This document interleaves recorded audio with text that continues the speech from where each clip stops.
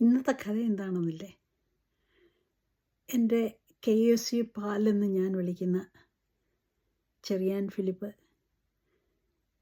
അദ്ദേഹത്തിൻ്റെ ഒരു Facebook not ഞാൻ കണ്ടു. ഖദർ ഉപയോഗിക്കുന്നതിനെ പറ്റിയാണ്.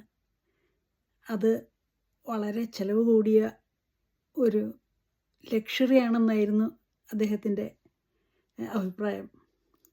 അപ്പോൾ എൻ്റെ ഓർമ്മയിൽ വന്നൊരു കാര്യമാണ്. ഞാൻ ഒരു 20-21 വയസ്സിലൊക്കെ ആണ് കേരളം വിട്ടത്. ആ സമയത്തൊക്കെ ഖദർ സാരി ഉടുത്ത് മാത്രം നടക്കുന്ന ആളായിരുന്നു.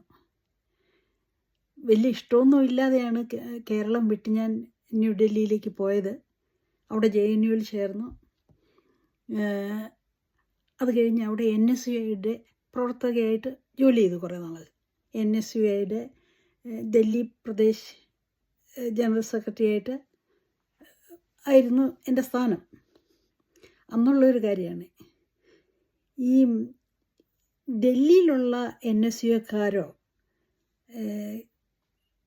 അങ്ങനെയുള്ള കോൺഗ്രസിൻ്റെ സ്റ്റുഡൻറ്റ് യൂണിയനിലുള്ളവരോ ഒന്നും ഖദർ ധരിക്കാറില്ല. അന്നേ ഇല്ല എന്ന് പറഞ്ഞാൽ 40 വർഷം മുമ്പാണ് അവർ ഖദറൊന്നും ധരിക്കാറില്ല.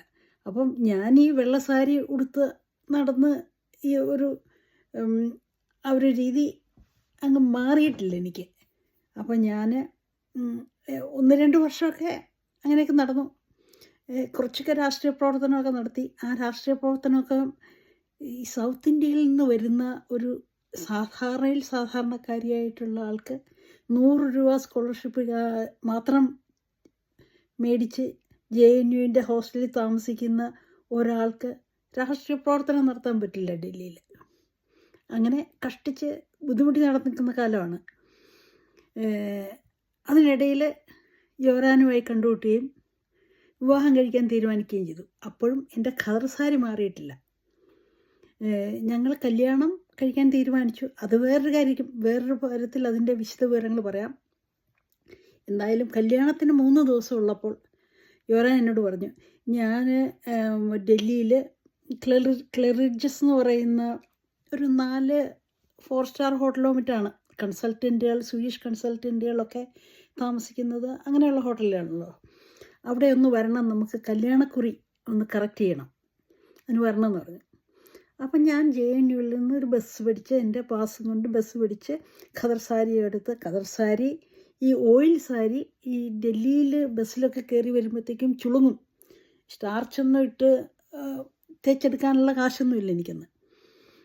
അതുകൊണ്ട് ഞാൻ ഈ ക്ലെറിഡ്ജസിൽ വന്ന് യോറാൻസ് കാർണർ എന്ന് പറയുന്ന അവിടെ താമസിക്കുന്ന സീതയുടെ കൺസൾട്ടൻറ്റ്, നമ്മുടെ സർക്കാരിൻ്റെ കൺസൾട്ടൻ്റാണ് പുള്ളി. പുള്ളി ഒന്ന് കാണണമെന്ന് പറഞ്ഞു. ഇരിക്കാൻ അവർ പറഞ്ഞു. ഞാൻ കുറേ നേരം ഇരുന്നിട്ടും ആരും പിന്നെയും വന്ന് നോക്കുന്നില്ല.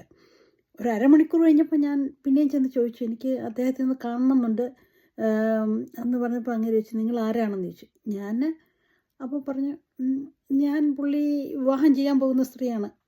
ഇപ്പോൾ അവരെന്നെ നോക്കി. അത് കഴിഞ്ഞിട്ട് പറഞ്ഞു, ഞങ്ങൾ വിളിച്ചു ചോദിക്കട്ടെ, അദ്ദേഹം ഇത് സമ്മതിക്കുക, അദ്ദേഹം തന്നെ ഇത് പറയുന്നുണ്ടോ എങ്കിൽ അങ്ങേരോട് ഇറങ്ങി വരാൻ പറയാം എന്ന് പറഞ്ഞു. അപ്പോൾ ഞാൻ കുറേ നേരം ഇരുന്ന് കഴിഞ്ഞപ്പം യോരാൻ ഇറങ്ങി വന്നപ്പോൾ എന്നോട് ചോദിച്ചു, എന്നാ ഇങ്ങനെ ഇവിടെ ഇരിക്കുന്ന, കുറേ നേരമായി വന്നിട്ട് എന്ന് ചോദിച്ചു. ഞാൻ പറഞ്ഞു, എന്നെ ഇവർ കയറ്റി വിട്ടിയില്ല, അവർ എൻ്റെ വേഷമൊക്കെ കണ്ടിട്ടായിരിക്കും എന്ന് പറഞ്ഞപ്പോൾ പുള്ളി ചിരിച്ചോട് പറഞ്ഞു, ഈ വേഷമൊക്കെ മാറാനുള്ള സമയമായി. ഈ വേഷം കൊണ്ട് സാധാരണഗതിയിൽ ആരും നടക്കാറില്ല ഡൽഹിയിൽ. പിന്നെയല്ല, ഖദർ ഓയിൽ സാരിയും ധരിച്ചുകൊണ്ട് ഏതെങ്കിലും ഒരു സ്ഥലത്ത് ചെന്നാൽ പ്രവേശനം പോലും കിട്ടിയല്ല. കോൺഗ്രസ്സുകാരൊക്കെ അതുകൊണ്ടായിരിക്കാം, അല്ലെങ്കിൽ മറ്റ് രാഷ്ട്രീയ പാർട്ടികളിലുള്ള ആൾക്കാരും ഈ കേരള ഹൗസിൽ നിന്ന് ബാക്കിയുള്ള എവിടെയെങ്കിലുമൊക്കെ പോകുമ്പം ഖദർ തന്നെയൊന്നും ധരിച്ചുകൊണ്ടൊന്നും അല്ല നടക്കുന്നത്. അതിൻ്റെ പുറത്തൊരു കറുത്ത കുപ്പായെങ്കിലും ഇടും.